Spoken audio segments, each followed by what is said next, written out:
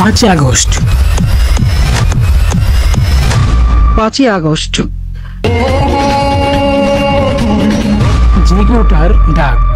একটা সময় ছিল যখন এই দেশ চুপচাপ শুয়ে যেত, হয় ক্ষুধা অন্যায়ের গলা ধরেছিল স্বপ্নকে, তবুও স্বপ্ন কখনো মরে না, সে নিভে থেকেও জ্বলে ওঠে। 2024 সালের 5ই আগস্ট ঘুম ভাঙে সেই দেশের, রাস্তায় নামে এক সাগর জনতা।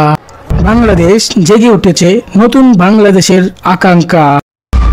সেই দিন, যেদিন গদি কাঁপে, যেদিন ক্ষমতার প্রাচীর ভেঙে নামে গণজোয়ার, শেখ হাসিনা দেশ ছাড়েন চুপি চুপি, কিন্তু মানুষ তারা হাতে মাথা উঁচু করে।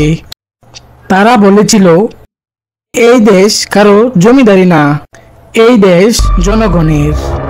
এখন 2025 সাল, পুনরায় ঘনিয়ে আসছে 5ই আগস্ট। প্রশ্নটা আগের চেয়েও গভীর। এবার কি হবে, আরেক জাগরণ নাকি ফয়সালার দিন? নির্বাচন দরজায় করা লাগছে, তবু প্রশ্ন, এই ভোট কার জন্য? জনগণের, না আগের মতোই সাজানো নাটক? মানুষ এবার ভোট চায় না শুধু, তারা চাই উত্তর, তারা চাই বিচার, তারা চাই প্রতিশোধ নয়, প্রতিষ্ঠাতা, ন্যায়ের, গণতন্ত্রের সম্মানে। তারা জানে যারা লুটেছে, যারা দল বানিয়েছে, দেশকে বিক্রি করেছে, তাদের দিন ফুরিয়ে এসেছে। এই দেশ আর চাঁদাবাজদের জন্য নয়, এই দেশ আর ধান্দাবাজদের জন্য নয়। এই দেশ এখন সেই মানুষের যে লড়েছে, ঘাম ঝরিয়েছে এবং এখন প্রস্তুত দেশ ফেরত নেওয়ার জন্য। 5 আগস্ট এবার আর একটি তারিখ নয়, এটা একটা ঘণ্টাধ্বনি, একটা চূড়ান্ত সতর্কবার্তা।